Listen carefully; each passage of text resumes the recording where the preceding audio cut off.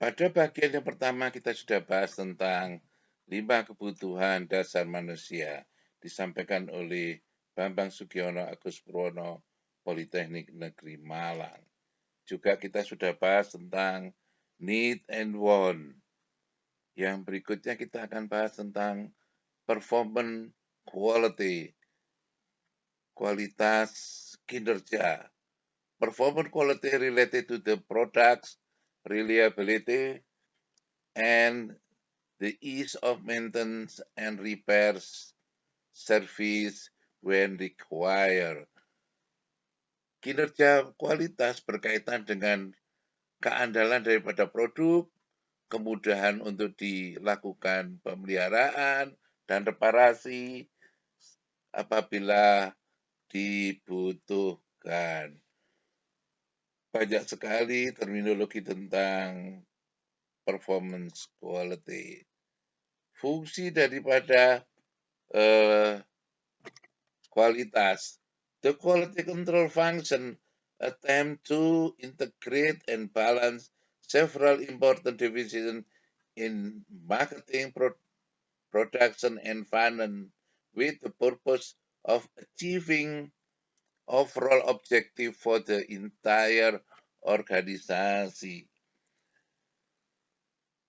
Pengendalian kualitas, fungsi pengendalian kualitas untuk mendapatkan satu integrasi antara berbagai kebutuhan yang seimbang berkaitan dengan keputusan di bidang pemasaran, produksi, dan keuangan dengan tujuan achieving mencapai seluruh tujuan untuk organisasi. Ini beberapa model yang dikembangkan. Di bagian bawah adalah input, proses, output. Ini adalah maintenance. Ini ada penjadwalan. Tidak bisa dihindarkan quality control. Ada di sini. Di bagian atas adalah kita tidak begitu penting, tetapi di sini membahas tentang kebutuhan kita memiliki apa, kemudian buat rencana jangka panjang dengan memperhatikan marketing, finance, dan operation policy.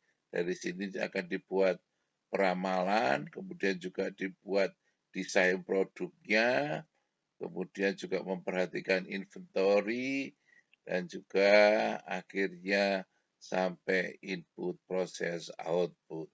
Kita pernah bahas di bagian pertama.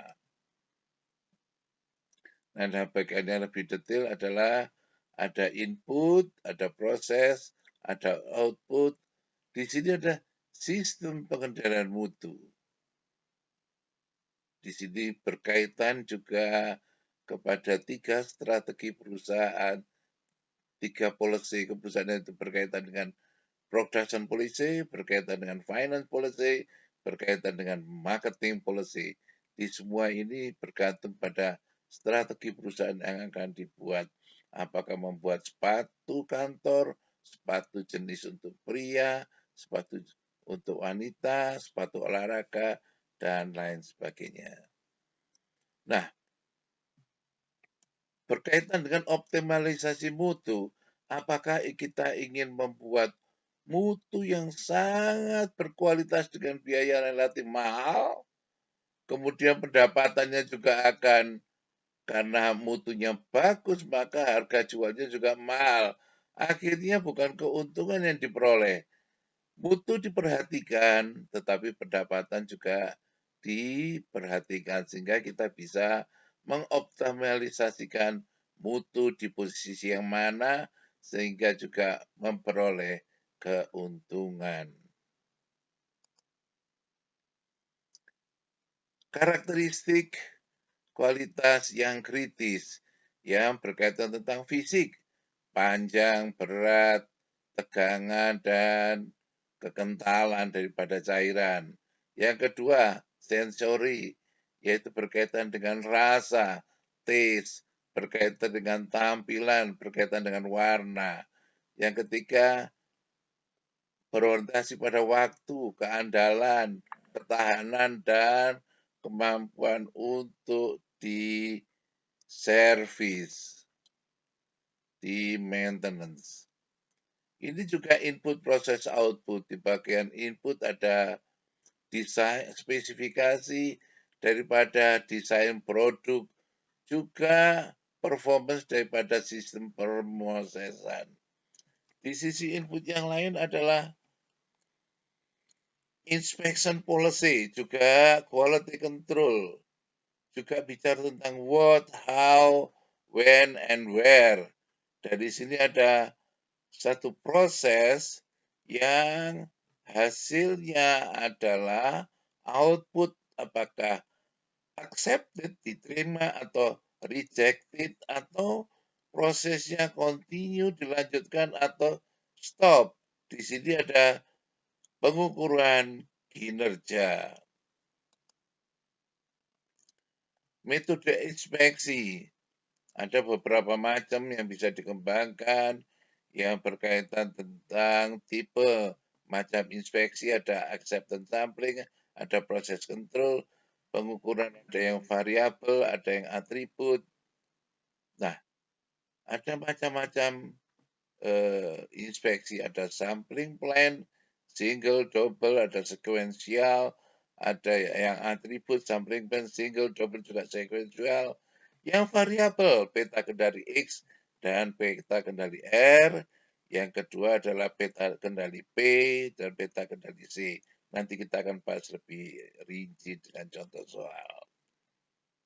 Ini beberapa tabel yang digunakan.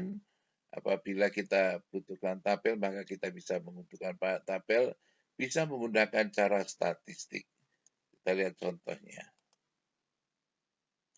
Formula untuk peta kendali X rata-rata adalah X double bar sama dengan seperka sigma XI bar, di mana I berjalan dari 1 sampai K. Sedangkan garis tengahnya adalah X rata-rata sama dengan seper N dikalikan sigma XI, di mana I berjalan dari 1 sampai N.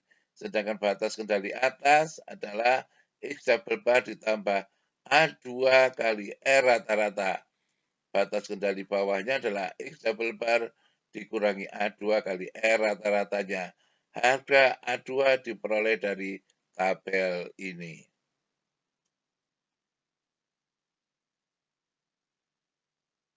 Yang ketiga, peta kendali kisaran. Peta kendali untuk kisaran, kalau populasi menggunakan sigma, apabila sigma diketahui adalah, maka rataan min sampling adalah RI sama dengan XI max dikurangi XI minimum, itu adalah kisaran. Nanti kita beri contoh lagi. Sedangkan garis tengahnya adalah R rata-rata sama dengan seperka dikalikan sigma RI, di mana I berjalan dari 1 sampai R. Garis tengahnya bisa juga dengan menggunakan D2 kali R rata-rata. Batas kendali atas adalah D2 kali R rata-rata. Batas kendali bawah untuk kisaran bisa menggunakan D1 kali R rata-ratanya.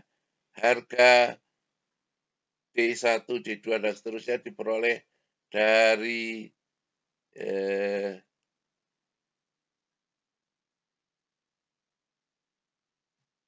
tabel yang sudah saya sampaikan. Nah, tabel ini. Oke. Berikutnya.